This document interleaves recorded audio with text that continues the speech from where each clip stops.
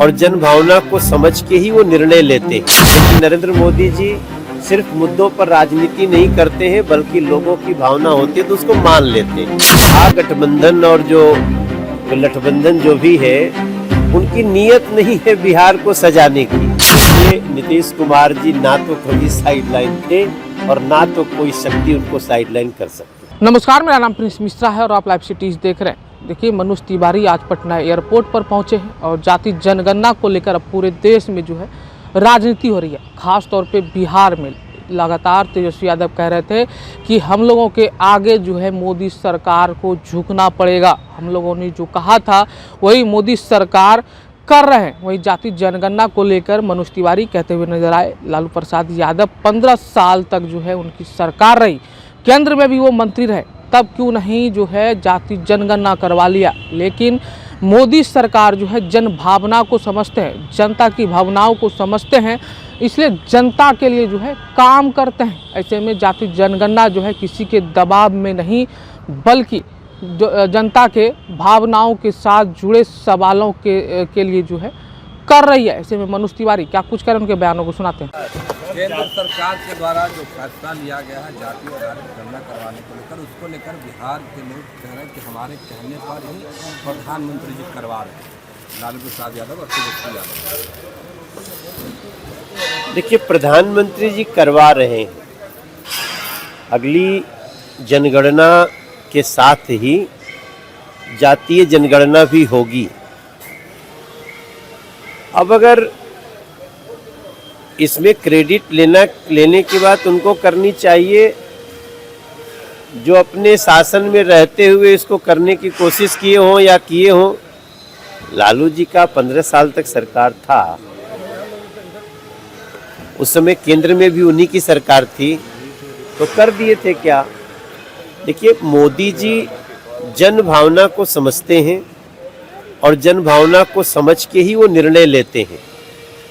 आज जातीय जनगणना की बात उन्होंने स्वीकार किया है। इस देश में बहुत राजनीति हुई इस लाइन पे, लेकिन नरेंद्र मोदी जी सिर्फ मुद्दों पर राजनीति नहीं करते हैं, बल्कि लोगों की भावना होती है तो उसको मान लेते हैं। आज मान लिया है और बिहार का बच्चा बच्चा आज नरेंद्र मोदी जी और एनडीए के साथ है। तेजस्वी लालू यादव ने ट्वीट भी किया है और तेजस्वी यादव ने रिपीट भी किया है उस चीज को कि लालू यादव ने कहा था कि संघियों पे कान पकड़ करके जातीय जनगणना कराएंगे। कैसे देखते हैं इसको सर? मैं वही बात बोल रहा हूँ, अगर उनको सच में जातीय जनगणना करानी होती तो जब वो पूरे केंद्र में मंत्री थे, यहाँ भी उनका राज्य था, तो कर दिए होते, तब भी जनगणना हुई थी। लेकिन जनगणना मोदी जी को ही करानी पड़ी और जातीय जनगणना भी उनको कराने का निर्णय लेना पड़ा, तो अब ये लोग विधवा विलाप करते रहे। कई ऐसे अभी और मुद्दे हैं जिस पर मोदी सरकार को झुकना होगा और हमारे एजेंडा पर काम करना होगा। नरेंद्र मोदी सरकार झुकने में या सीना तान के चलने में विश्वास नहीं करती। नरेंद्र मोदी जी की सरकार जनता की भावनाओं को समझ के निर्णय लेने में विश्वास है। चुनाव है सर, क्या कहिएगा? लगातार महागठबंधन की बैठक भी हो रही है, लेकिन कोई नतीजा देखने को नहीं मिल रहा सर। कांग्रेस और आरजेडी के लोग अलग अलग देखिए, उनकी नीयत नहीं है।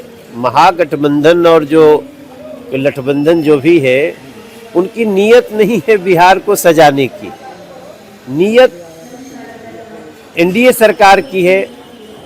हमारे पीछे जो बिल्डिंग दिख रहा है, ये भी तो एक स्वरूप है। ये अभी क्यों हो रहा है? प्रत्यक्षम किम प्रमाणम।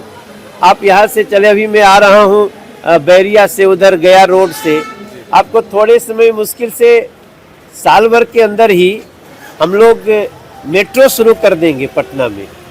ये सब काम कब होता है? जब नीयत होती है। केवल आप लोगों को वोट बैंक बना करके, भ्रमित करके वोट लेने के लिए खाली स्टेटमेंट देंगे, तब तक बिहार का भला नहीं होगा। अब एनडीए सरकार में बिहार सज रहा है, आगे बढ़ रहा है। चिराग पासवान का कहना है कि विधानसभा चुनाव लड़ेंगे और बिहार में मुख्य भूमिका निभाएंगे।